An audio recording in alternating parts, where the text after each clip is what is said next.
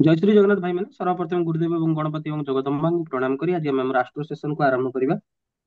ଏବଂ ଆଷ୍ଟ୍रो ସେସନ ଆରମ୍ଭ କରିବା ପୂର୍ବରୁ ମୁଁ କହି ରଖେ କି ଏଇ ଯୋଉ ସେସନ ଟା ଆମେ ନଉଛୁ ଆମେ ମାନସଗରୀ ପଦ୍ଧତି ହିସାବରେ ନଉଛୁ। ମାନସାଗରୀ ପଦ୍ଧତିର କାରକ ତତ୍ତ୍ୱ ଗୁଡାକୁ ୟୁଜ କରିକି ନଉଛୁ।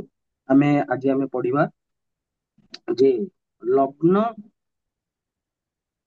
ହିସାବରେ ଲଗ୍ନଗତ ମେଷାଦି ଦ୍ୱାଦଶ ରାଶି ଫଳ। ଠିକ ଅଛି। ମାନେ ଯଦି ଲଗ୍ନ ହବ ତାର ଫିଜିକାଲ ଆପିୟରାନ୍ସ ଟା ଦେଖିକି ଆମେ କେମିତି ଜାଣିବା ଏଟା କୋଉ ଲଗ୍ନର ହେଇଥିବ।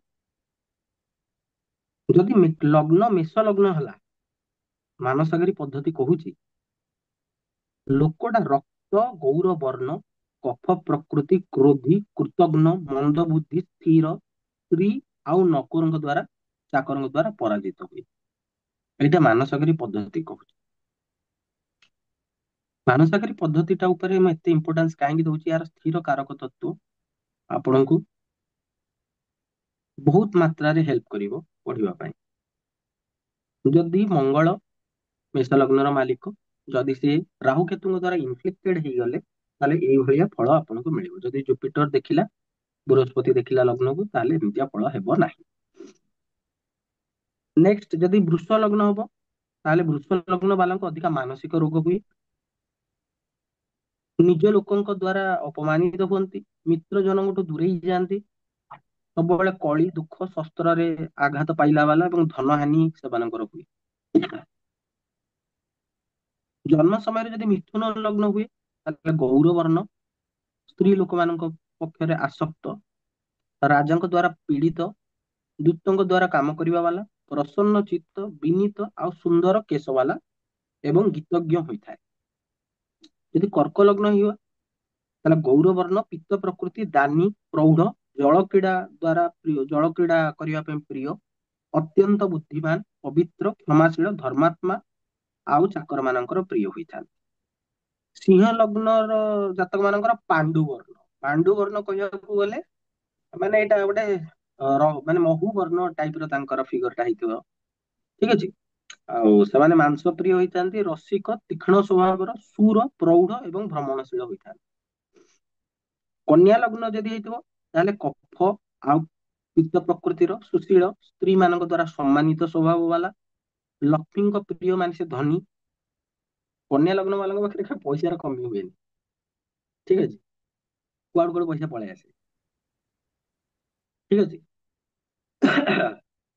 ସ୍ତ୍ରୀଙ୍କ ବଶତା ସ୍ୱୀକାର କଲା ବାଲା, ଟିକେ ଡରୁଆ ପ୍ରକୃତିର, ମାୟାବୀ ଏବଂ କାମରେ ପୀଡିତ। ତାପରେ ଆସିଲେ ତୁଳା ଲଗ୍ନ ବାଲା, ସେମାନେ କଫ ପ୍ରକୃତିର, ସତ୍ୟ ବକ୍ତା, ପର ସ୍ତ୍ରୀରେ ପ୍ରେମ କରିବା ବାଲା, ରାଜମାନ୍ୟ ଏବଂ ଦେବତା ମାନଙ୍କର ଆରାଧକ ହୋଇଥାନ୍ତି।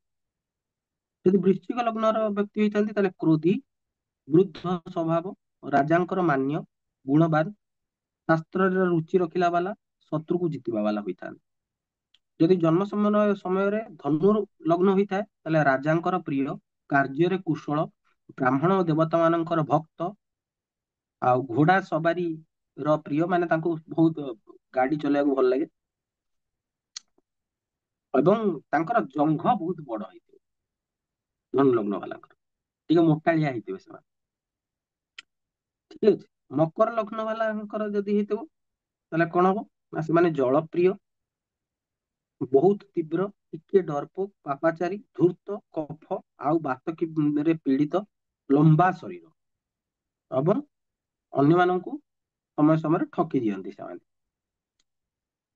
ତାପରେ ଜନ୍ମ ସମୟରେ ଯଦି କୁମ୍ଭ ଲଗ୍ନ ହେଇଥାଏ ତାହେଲେ ସ୍ଥିର ସ୍ୱଭାବ, ବାତ ପ୍ରକୃତି, ଜଳ କ୍ରୀଡା ପ୍ରିୟ, ଟିକେ ଛୋଟ ଶରୀର, ସ୍ତ୍ରୀ ମାନଙ୍କର ପ୍ରିୟ, ଶିଷ୍ଟଚାରୀ ତଥା ଲୋକମାନଙ୍କର ପ୍ରିୟ ହୋଇଥାଏ। ଯଦି ମୀନ ଲଗ୍ନ ହେଲା ତାହେଲେ ବିନୟୀ, ସୁର ଆଉ ଆତ୍ମାର ପ୍ରିୟ, ପଣ୍ଡିତ, ପୁରୁଷ ଦେହ ଆଉ ଅତି କ୍ରୋଧୀ ଏବଂ ପିତ୍ତ ପ୍ରକୃତିର ଯଶସ୍ୱୀ ହୋଇଥାଏ। ତେବେ ଆଜିର ସେସନରେ ଆମେ ଆଜି ଜାଣିଲେ ବିଭିନ୍ନ ଲଗ୍ନ ମାନଙ୍କର ଫଳ। ତ ଆଜିର ସେସନ ପାଇଁ ଏତିକି। ସମସ୍ତଙ୍କୁ ଜୟ ଶ୍ରୀ ଜଗନ୍ନାଥ।